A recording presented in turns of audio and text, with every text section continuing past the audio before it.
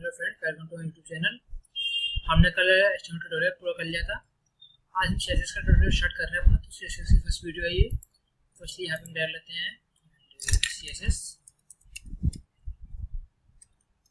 Intro and इसमें आज हम पढ़ेंगे टाइप्स ऑफ सीएसएस कैसे टाइप होते हैं, कैसे हम सीएसएस को यूज कर सकते हैं एंड टाइप्स। ठीक है, सेव कर रहे थे। देखो यहाँ पे आगे सीएसएस इंट्रो टाइप हमारा टाइटल हो गया, हमने देखा था। ठीक, तो जब हम वेब पे जाना जो वेब पे बनाए थे ट्यूटोरियल्स करे थे, जो हमने टैग यूज करे थे, तो हमने बहुत सी चीज़ देखी। टैग होते हैं, साइड टैग होता है, आर्टिकल टैग होता है, सेक्शन टैग होता है, पैराग्राफ टैग होता है, हेडिंग टैग होता है, मतलब बहुत सारे टैग देखे थे हमने। अगर हम सब चीज़ों से वेबसाइट बनाते हैं तो बिल्कुल सिंपल वेबसाइट बनता है, हमारा वेबसाइट बनती है।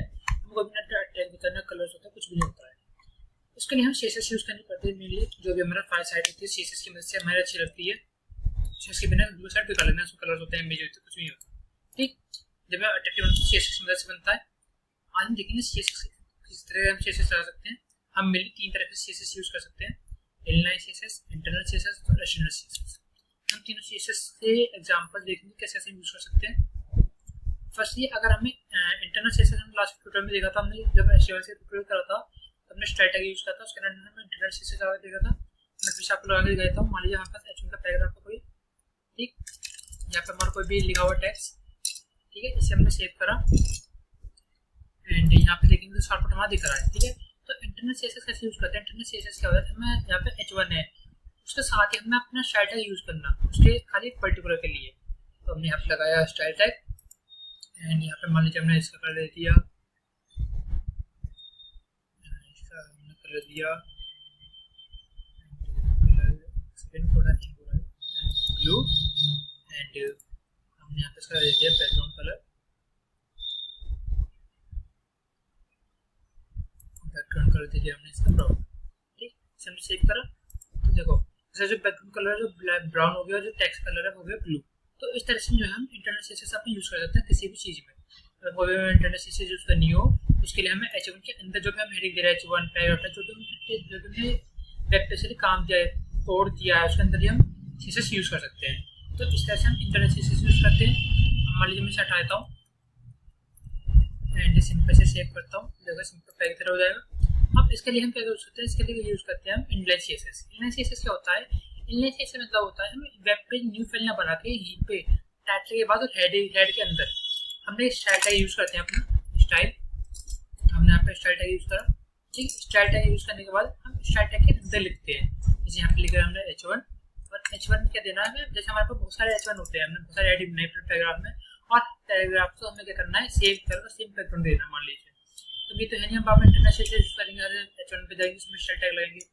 इससे अच्छा होता है हम अगर हमें ऑप्स को कलर नहीं देना, वो सीएसएस नहीं लगानी, यहाँ पे इनलाइन सीएसएस का यूज कर लेते हैं और उसके अंदर ही हम दे देते हैं। मान लीजिए मैंने कलर दिया था, कलर एंड कलर हमने दे दिया इसका मान लीजिए ब्लू, वो ये देते हैं एंड बैकग्राउंड कलर दे दिया हमने ब्राउन। इसे फिर से सेव करेंगे, रन करेंगे, देखो उसका जो बैकग्राउंड कलर पीछे ब्राउन हो गया, जो टेक्स्ट का है ब्लू हो गया। तो इस तरह से जो हम इनलाइन सीएसएस यूज कर सकते हैं। तो लास्ट बारी आती है एक्सटर्नल सीएसएस। एक्सटर्नल सीएसएस मतलब क्या होता है, एक्सटर्नल सीएसएस का मतलब है हमें नई फाइल बनानी है। मान लीजिए हमने नई फाइल कैसे बनाते हैं, हमारे एक्सटर्नल फाइल हो गई, एक साथ ही हम सीएसएस फाइल बनाते हैं। जब हम बहुत सारे सीएसएस लिखते हैं तो बहुत सारी चीज़ें हमें करनी थी, चेंजेस उसके लिए सीएसएस फाइल बनाते हैं।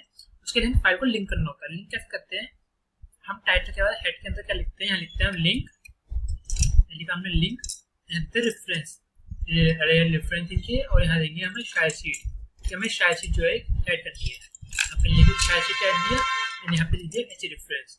एच रेफरेंस में क्या देंगे, एच रेफरेंस में देंगे हम अपनी फाइल का नाम, फाइल का नाम देंगे t.html है, ऐसे यहाँ पे फाइल का नाम दिए, जैसे मान लीजिए t.css लिखा हमने फाइल का नाम एंड इसे कर दिए क्लोज।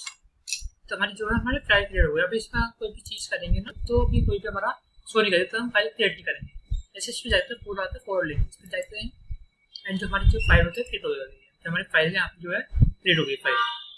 ठीक, तो देखो हमें क्या है H1 चेंजेस करना है, तो यहाँ पे ना हमने इंटरनल लगाई ना इनलाइन सीएसएस लगाई, यहाँ पे एक्सटर्नल सीएसएस लगाते हैं। यहाँ पे जो फाइल खोली यहाँ पे लिखते हैं हम अपना H1, वो चीज़ लिखेंगे हमने इनलाइन में लिखी है। बस यहाँ पे जो है हम उस फाइल जाकर लिखते हैं। यहाँ लिखा हमने कलर एंड कलर हमारा क्या आ गया ब्लू एंड यहाँ पे देंगे हम बैकग्राउंड कलर, बैकग्राउंड कलर क्या आ जाएगा ब्राउन। इसे सेव करेंगे, देखो मुझे उसमें कोई चीज़ नहीं। टेक्स्ट जो ब्लू हो गया और जो बैकग्राउंड हो गया ब्राउन हो गया।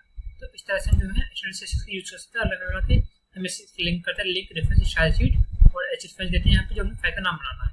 तो इस 3 तरीके से हम जो है अपने सीएसएस को अपने वेब पेज में डाल सकते हैं, या तो इनलाइन या इंटरनल या एक्सटर्नल। तो आज टोटल हमने देखा कि कैसे कैसे हम सीएसएस अलग अलग डाल सकते हैं, कैसे ऐड कर सकते हैं। आई होप आपको वीडियो अच्छी लगी होगी। अगर वीडियो अच्छी लगी हो तो please like comment subscribe my channel. Thank you.